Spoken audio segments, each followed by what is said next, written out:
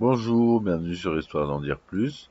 Aujourd'hui, on va parler de la suite de la biographie de George Lucas.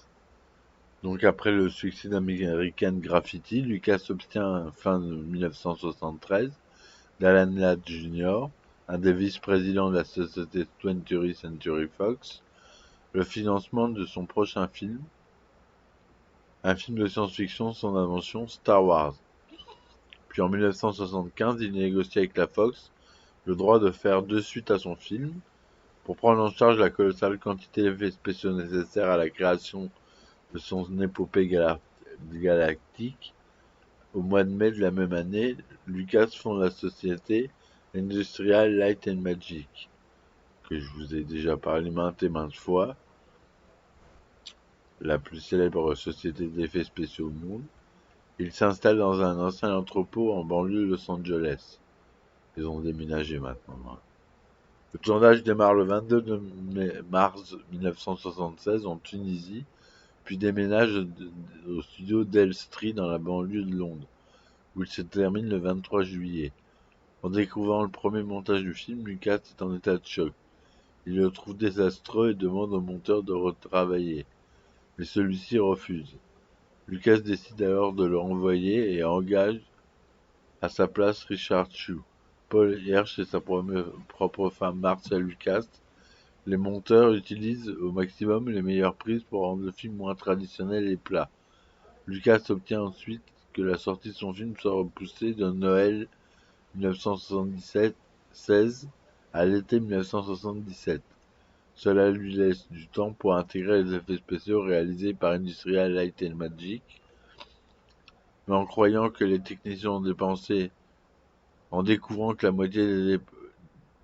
techniciens ont dépensé la moitié de leur budget pour la réalisation d'une seule scène, Lucas s'effondre. Il se fait hospitaliser, croyant être victime d'une crise cardiaque. Les médecins diagnostiquent seulement de l'hypertension artérielle et lui recommandent moins de stress. Le réalisateur s'oblige alors à superviser lui-même les techniciens pour redoubler d'efforts et finir à temps les effets spéciaux.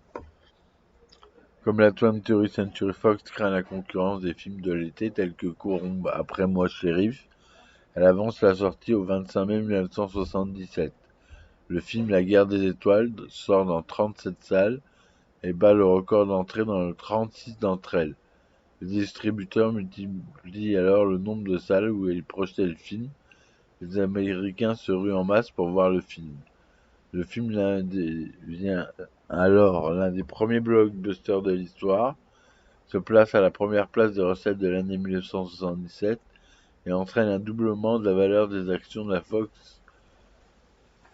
Et La Guerre des Étoiles reste aussi l'un des films les plus rentables financièrement de tous les temps. Ayant préalablement négocié avec la Fox d'avoir le contrôle des produits dérivés, Lucas fait fortune grâce à ceci. Cela lui permet également une relative indépendance face aux producteurs.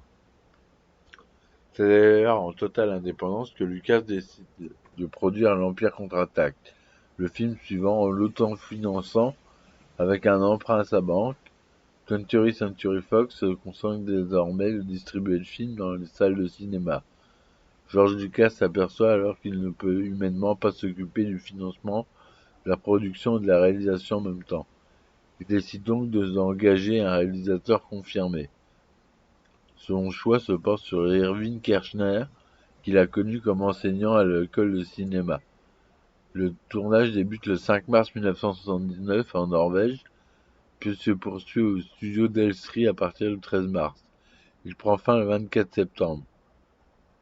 Le film sort aux États-Unis le 21 mai 1980 au format 70 mm dans 127 cinémas.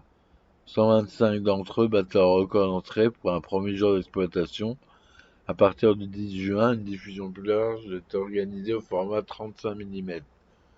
Le film se place également à la première place des recettes mondiales de l'année 1980. Et à la suite des dépassements de budget et de planning sur le tournage, ajoutés à des différends artistiques sur le troisième volet, Lucas met fin à sa collaboration avec Gary Kurtz et le remplace par Howard Kazanjian. Pour le retour du Jedi, le troisième film de la saga Star Wars, George Lucas envisage d'engager son ami Steven Spielberg pour la réalisation, mais le syndicat des réalisateurs d'Amérique l'en empêche. En effet, Lucas et le syndicat sont en froid depuis que le second a fait payer une amende au premier pour ne pas avoir indiqué les principaux crédits au début d'Empire contre-attaque, alors que c'est la règle. Après de nombreuses recherches en mai 1981, Lucas dévoile le nom du réalisateur qu'il retient finalement, Richard Marquand, un Gallois qui vient de réaliser un film de guerre nommé Une arme à l'œil. Le tournage débute le 11 janvier 1982 au studio Pinewood en Angleterre, puis continue aux États-Unis à partir d'avril 1982. Il prend fin le 20 mai. Le film est projeté sur les deux écrans américains le mercredi 25 mai 1983, soit 6 ans jour pour jour après le premier Star Wars. Il sort en 1002 cinémas. Comme les deux précédents opus, le film se situe à la première place des recettes de l'année 1983. Cependant, après le travail sur la première trilogie, George Lucas est véritablement épuisé. De plus, il perd une partie de sa fortune à la suite de son divorce en 1983. Il souhaite alors mettre en place le développement de la saga Star Wars et annule officieusement la trilogie qui devait se dérouler après le retour de Jedi, mais déclare en revanche que l'idée des préquels se déroulant avant Un Nouvel Espoir l'intéresse toujours. Fin mai 1977, quelques jours après la sortie de La Guerre des Étoiles, George Lucas prend des vacances à Hawaï en compagnie de Steven Spielberg. Ce dernier lui déclare vouloir réaliser un James Bond. Lucas lui répond qu'il est encore mieux. Il lui raconte un de ses projets, un film d'action autour d'un aventurier du nom d'Indiana Smith. Spielberg lui conseille de changer le nom en Indiana Jones, car le premier nom ressemble trop au titre du film Nevada Smith. Le scénario est confié à Lawrence Kasdan, sur une histoire écrite par Lucas et Philip Kaufman. Steven Spielberg le réalise et Lucas endosse le rôle de producteur délégué. Le film, baptisé Les Aventuriers de l'Arche perdue, sort le 12 juin 1981 et devient le plus gros succès de l'année aux États-Unis. Fort de ce premier opus, Lucas et Spielberg se retrouvent en 1983 au Sri Lanka, chacun à son poste respectif, pour tourner une suite nommée Indiana Jones et le Temple maudit. Même si Spielberg est réticent, Lucas parvient à le convaincre de réaliser une suite, un film plus sombre que le précédent. Le film sort le 23 mai 1984 et devient le troisième plus gros succès aux États-Unis de l'année. Voilà pour la deuxième partie de ce court podcast sur George Lucas. Je vous dis à bientôt et merci de m'avoir écouté. Ciao ciao.